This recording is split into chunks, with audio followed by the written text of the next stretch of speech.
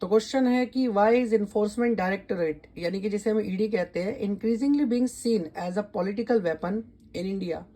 Evaluate this statement for the ED's effectiveness in combating economic offences.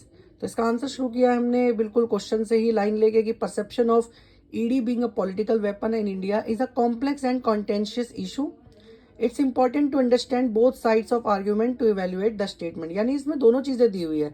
एक तरफ हमें ED की जो ईडी का जो इस्तेमाल किया जाता है पॉलिटिकल वेपन की तरह हमारे देश में, जो कि रूलिंग गवर्नमेंट करती है ज्यादातर, और ऐसा नहीं है कि अभी की ही गवर्नमेंट कर रही है, ऐसा पहले भी देखा गया है। जब पास्ट गवर्नमेंट थी यानी कि कांग्रेस की सरकार थी, उस समय भी ईडी का इस्तेमाल रूलिंग गवर्नमेंट अपने हिसाब से ही करती थी, और अभी भी रूलिंग गवर्नमेंट अपने हिसाब से ही ईडी का इस्तेमाल करती है। तो देखिए दोनों तरीके के आर्ग्यूमेंट इसमें दिए गए हैं मेरे द्वारा। जैसे पहला है perception of ED as a political weapon. तो सबसे पहला सेलेक्टिव टारगेटिंग।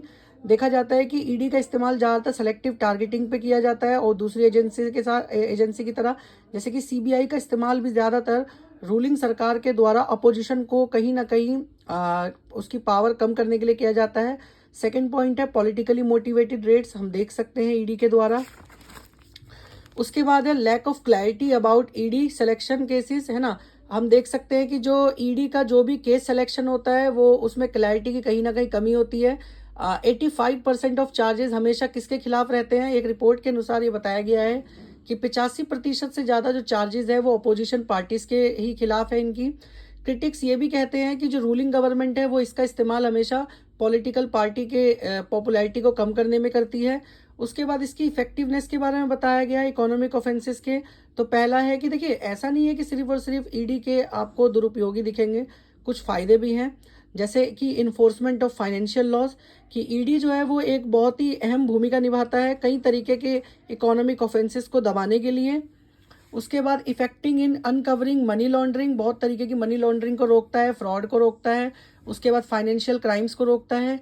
ईडी डिटरेंस भी क्रिएट करता है, यानी डर क्रिएट करता है, डर पैदा करता है इंडिविजुअल्स और ऑर्गेनाइजेशंस के खिलाफ, यानी कि एंटाइटीज के खिलाफ, ताकि वो इकोनॉमिक ऑफेंसेस ना करें। ED has actively cooperated with international agencies, कई इंटरनेशनल एजेंसीज के साथ भी ईडी ऑपरेशंस चलाता है ताकि क्रॉस बॉर्डर फाइनेंशियल क्राइम्स को रोका जा सके।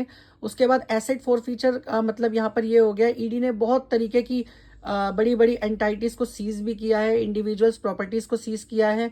किसके थ्रू? तो money prevention of money laundering act, जो कि जिसे हम पीएमएलए कहते हैं, आपने सुना होगा prevention of money laundering act के बारे में।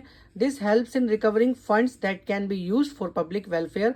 अब जाहिर सी बात है जो भी इस तरीके की जो भी फंड को अगर सीज किया जाता है, या किसी के मतलब मान के चलिए किसी की प्रॉपर्टी को सीज किया जाता है जो कि इकोनॉमिक ऑफेंस में आता है, तो जो उससे जो भी फंड जनरेट होता है उसका इस्तेमाल पब्लिक वेलफेयर में किया जाता है। उसके बाद कंक्लूजन और वे फॉरवर्ड दिया गया है कि वैसे तो ईडी को क्रिटिसाइज किया जाता है कि ये एक साइडेड एक्टिविटी करता है, यानी कि पॉलिटिकल पार्टी जो कि अभी पावर में है वो इसका इस्तेमाल अपोजिशन को दबाने में की जाती है, but we can not undermine its effectiveness regarding economic offences.